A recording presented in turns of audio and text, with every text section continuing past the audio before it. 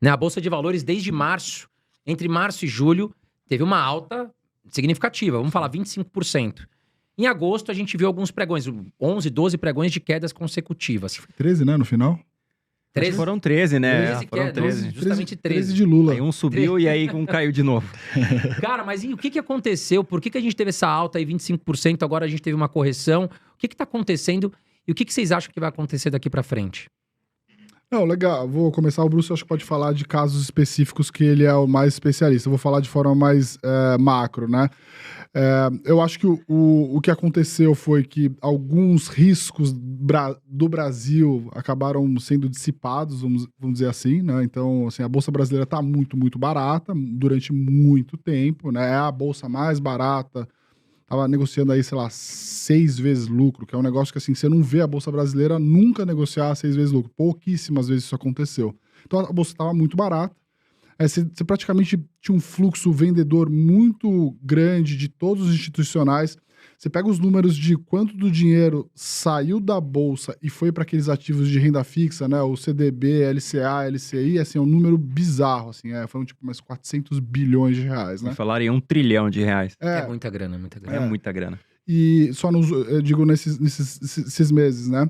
Então, assim, a Bolsa tava muito largada, né, muito, muito largada, e assim, acho que alguns riscos começaram a ser dissipados, né? Primeiro, um risco que é um risco fiscal, acho que foi dissipado aí, que é uma história do arcabouço, que não é um arcabouço que a gente gosta, que a gente acha que é um arcabouço que é um calabouço, que a gente vai descobrir isso mais lá na frente, mas pelo menos não é aquela história do começo do ano que o Lula falava que investimento não é gasto, que teto de gastos não serve para nada, etc e tal, que ia usar o BNDES, que ia usar o Banco do Brasil.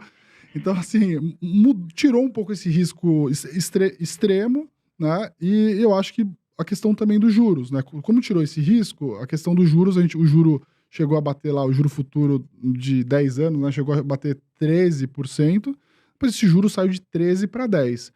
E é muito legal pro pessoal que quer tentar entender como é que funciona o negócio de bolsa, é assim, se você tem um juro de 13, de 10 anos, né, que é mais ou menos a duration da bolsa que a gente fala, né? Se ele sai de 13 para 10, são 3% em 10 anos. É quase 30%, né, de prêmio, de custo de oportunidade que você traz para valor presente. Então, assim, basicamente, quando o juro sai de 13 e vai para 10, quer dizer que a bolsa deveria pelo menos subir 30%, né? Porque o custo de oportunidade, né, reduziu drasticamente. Então, assim, dizendo de uma forma assim, bem curta, assim, acho que foram principalmente esses pontos. E acho que o Bruce pode também contar um pouco da questão das empresas da Bolsa, especificamente, que ajudaram nessa alta, né? Que Petro, Banco do Brasil, que foram as empresas que acabaram contribuindo mais para essa alta ao longo do tempo, né? Boa, eu tava até discutindo com um cliente nosso lá do Clube Nord. Ele falou, cara, acho que você tá otimista demais. Falei, putz, eu não tô otimista, né? Mas se o juro cair, a bolsa vai subir, porque o juro tá alto demais. É o maior juro do mundo, o maior juro real do mundo e tudo mais. E a nossa bolsa tá barata demais, tá no menor múltiplo da história, tá muito barata em relação ao próprio Brasil dos últimos 15 anos e tá muito barata em relação a qualquer outra bolsa do mundo. Então, assim, a bolsa não tá subindo porque o pessoal tá vendo, tá surgindo um otimismo. Não, zero otimismo. A bolsa tá subindo porque ela tá sendo empurrada para cima pelo juro caindo. É tipo assim, cara, não dá para negociar a um múltiplo menor, né? Não dá para cair mais. Então ela subiu um pouco. Esse negócio é interessante, né? No primeiro semestre, Petrobras e Banco do Brasil subiram bem. Até porque o mercado estava muito pessimista com o governo também atrapalhando, digamos assim, a lucratividade das duas empresas. E aí, quando o Congresso começou a segurar, o mercado falou, cara, então o governo não vai conseguir, digamos, atrapalhar tanto a Petrobras e Banco do Brasil, e as ações subiram forte, né? Foi até a Petrobras subiu 50%, sei lá, no primeiro semestre, um negócio assim. Então, assim, putz, muito otimismo, a bolsa tá subindo e tal. Tem muita gente achando, não, a bolsa subiu muito, tá cara, 120 mil pontos. Falou, cara, não, porque os resultados das empresas subiram também, né? Então a bolsa, na verdade, ainda tá muito barata e assim, tem zero otimismo no resultado da bolsa, né? Nos múltiplos que a bolsa negocia hoje. Assim, é importante lembrar, né, que o mercado ele oscila entre dois extremos. Às vezes fica muito, muito otimista e às vezes fica muito, muito pessimista. Então, quando você vê que tá todo mundo falando mal, que assim, que o Brasil vai quebrar, que o governo vai ser irresponsável, que o Congresso não vai ser forte o suficiente para aguentar a pressão do governo, que o Banco Central do Brasil vai ter que manter a taxa de juros mais alta por mais tempo, assim, você começa a fazer escrever no livrinho, assim, hoje, você escreve hoje no livrinho quais são as principais headlines, né? E você pega 4 meses atrás quais eram as principais headlines e compara, você fala assim, putz, aqui tinha um pessimismo extremo. Então, se os preços estão muito bons, é justamente nesse momento que você tem que tomar uma decisão de comprar, né? Exatamente. Quando você tem só notícia boa no jornal, né? Quando você entra sei lá, vai cortar o cabelo, o cara te fala assim, pô, você investe na bolsa? Eu também tô pensando. Quando você vai... O taxista também né? fala... assim, quando todo mundo Uber tá agora. falando, e quando tá no Jornal Nacional, o cara falando, olha, é a Bolsa Brasileira e tal, aí assim, provavelmente a gente já tá perto de mais de vender do que de comprar, né? Acho que Agora a bolsa, vamos falar, tá num PL hoje de 8, se eu não me engano, né? Por aí, 7 Sendo que a média histórica é 10. Isso, Se a gente só voltar para 10, a gente já teria uma boa valorização. isso. Tem aí analistas e algumas pessoas no mercado falando em bolsa a 180 mil pontos. Vocês também confiam nisso para 2023, 2024? Não. Qual que é a opinião de vocês? Você acha que a gente ainda vai lateralizar um tempo? A média histórica é mais de 8, né? Uns 15. Então, se você pegar, se a bolsa está 7 hoje, 8 mais ou menos lucros, se ela começar a negociar 15 vezes lucros, ela precisa dobrar. Então tá 120 mil pontos, 200 mil pontos, alguma coisa por aí, seria normal, entre aspas, normal, né? Com o juro caindo, sem o governo gastando demais, sem uma crise lá fora, eu acho que é plausível, sim. Assim, obviamente não vai subir amanhã, porque não tem ninguém otimista na bolsa, né? E falta fluxo, tá todo mundo preso nas LCAs, LCIs, nos títulos incentivados, R$1 trilhão lá.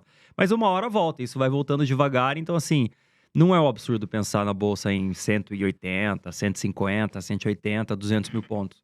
E os gringos também tiraram bastante dinheiro daqui, né? Entraram pesado aqui em março, abril, maio, e agora parece que eles tiraram aí, realizaram o lucro, né, Renato?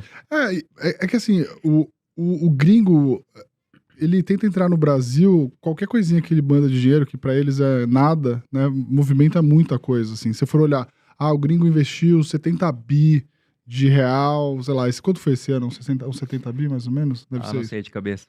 Mas Eu não lembro. eu posso ver aqui depois, mas 70 bi, assim, pra eles, assim, não é nada, né? Não é nada. Apple vale mais que a bolsa inteira brasileira, né? Não, Absurdo. vale 3 vezes mais. Só volta troco Só ainda. Apple, né? Só Apple. A bolsa brasileira vale $1 tri, eu acho. E a Apple já tá valendo $3 tri, né? Então, é muita coisa. Assim, o gringo, ele tá subalocado em Brasil há muito tempo. Se ele quer voltar só um pouquinho, ele tem lá do portfólio do mundo, tem 0,30% do Brasil. Se ele falar assim, pô, acho que eu vou comprar um pouquinho de Brasil, eu vou pra 0,40. Aí, assim, entra uma tonelada de dinheiro e, assim, é por isso... Fluxo infinito pra gente, infinito, né? Só que, se você for olhar historicamente, o Brasil, nos últimos 10 anos, vem cada ano que passa perdendo participação na carteira de investimentos do investidor global. Quando você olha imagina assim, você olha a carteira de todo mundo no mundo. O Brasil acho que chegou a ser 3%, hoje deve ser 0,5%. Assim. Então a gente vem perdendo participação na carteira do investidor global ao longo de vários Por que isso, anos. Renato, você diria? Porque assim, a Bolsa Brasileira não se desenvolveu na velocidade que várias outras bolsas do mundo se desenvolveram. Se você for olhar para a Bolsa hoje no Brasil, 500 empresas é muito pouco. Nos Estados Unidos é o quê? 8 mil, por aí, empresas listadas? mais. Então, assim, a Bolsa Brasileira, até por conta do juro alto, muitas empresas também, quando você está num extremo bull market, os bancos estão loucos para enfiar qualquer coisa na Bolsa, porque dá uma comissão muito alta. E aí entra um monte de coisa que depois vira pó.